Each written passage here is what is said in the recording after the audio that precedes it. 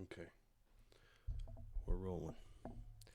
How's it going, everybody? Today I wanted to do uh, a little tutorial on how to use ChatGPT for kind of engineering stuff. Kind of show you what I use it for. So, the first thing I wanted to tell you is to kind of just talk to it. So you don't really need to like be kind of weird. Like just ask it like if you had like a professor or something. You had a question. So I can kind of show you how I use it. So this is one thing I was doing for grad school. If you see my other videos, we were doing a FEA on the Titan submarine. And so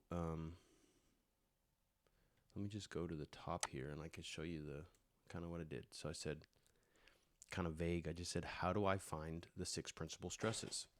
And then it goes, here's how you do that. And it's not going to give you an answer because it doesn't really know, or it's not going to give you like a number answer because it doesn't really know what you're doing, but it kind of explains it. And all ChatGPT is doing is pulling from a database, right? That's essentially the internet. So you might be right, you might be wrong. It might be right for something you're not working on. So you have to be careful with what you're doing, and you'll get kind of weird equations sometimes.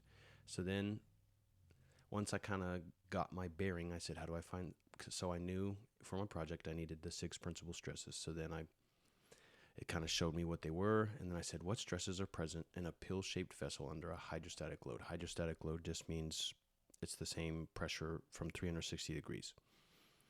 And then it says a pill-shaped vessel under hydrostatic load, and then it says radial stress, longitudinal stress. So then see, it's still not telling me exactly something. So then I said, walk me through it.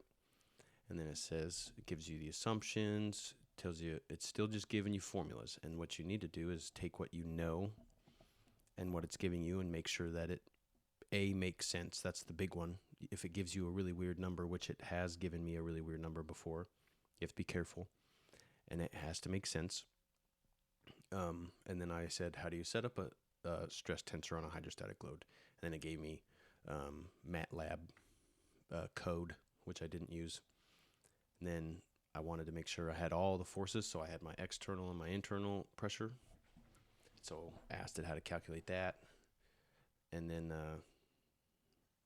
so yeah, you just make sure to kind of just talk to it. And then I get lazy sometimes, so I say calculate it for me, but then it gave me a weird number. And then, so one thing you can do is you can, instead of like trying to go through it all again or like type out a bunch of numbers, just say use the same variables except at this, and it'll plug in my 3,800 meters, and then I was confused because it was saying pressure at depth, or the pressure would be like it's at this depth, but so I was like, what units is that in? So then it explained it, and then I said use this density, and then I want to show you one thing that I did. Yeah, I was trying to figure out all my units and stuff. I said earlier I converted into PSI. That doesn't make sense. Can you help me explain it? And then it'll apologize sometimes. And then it'll walk you through it in a little more depth. And I just say thank you just because. Yeah, so just to make sure, like, it just act like it's like a conversation. And this is one thing that some people don't like, is that it learns you. But I mean, it's here and it works. So might as well just lean into it and learn how to be successful with it. One other thing, I think I just asked it. Yeah, I was like, is there a term for when you're testing with a strain gauge and the adhesive doesn't relax back to its original state? And then it told me that's known as creep. And so, and then proofread doesn't always work. Oh, that was just because I was doing something earlier. But yeah, more equation stuff. But I just wanted to go through just something kind of simple. So if I wanted, so let's say you're using SolidWorks, and I've done this a couple times. You make a hose or a pipe or a wire, and then it gives you the surface area, right? So let's say I want to know, it's like, I'm just going to say, instead of trying to do it all in my head, I can just say, help me find the length of a pipe based on external surface area. And then it'll say, to find the length of a pipe, and then it'll ask you for these things. And said, if you provide more specific information about it, I can assist you further with the calculations. So let's just say it's 360 inches squared. And then I'm just going to separate this with commas. Pi is obviously a constant.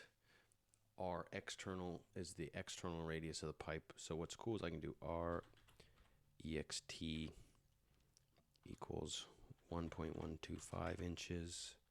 And then I'm going to try something or just do RINT, and it's going to try to figure out the variables that you're giving it. Excuse me. 1 inch. Let's see if it likes that.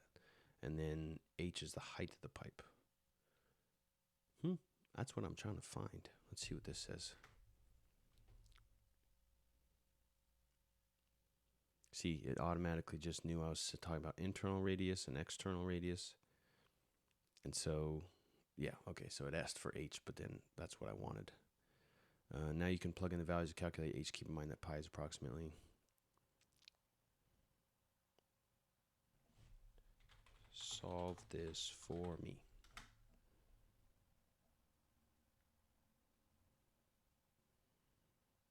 So my pipe is 50 inches long. So that's just a quick little way that you can utilize this as a tool.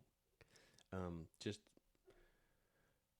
always remember that it's not always right, and it will give you kind of weird terms every now and then. So just make sure that that makes sense. So just picture it in your head. I have a pipe that's 1 1/4 or 1 1/8 inch in diameter, an inch in internal diameter, so it's 1/8 of an inch thick, and there's 360 square inches.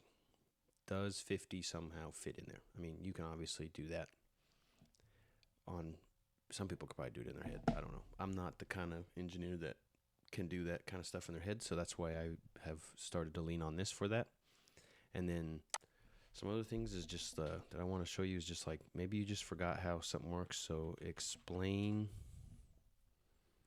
I'm just going to say explain college level physics to me like I am in 5th grade, if I could type.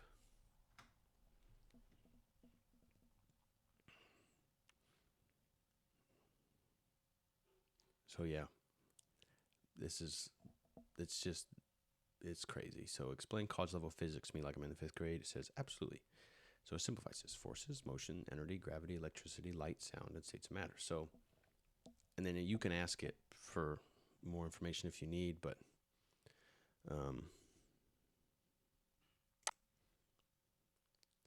let's see.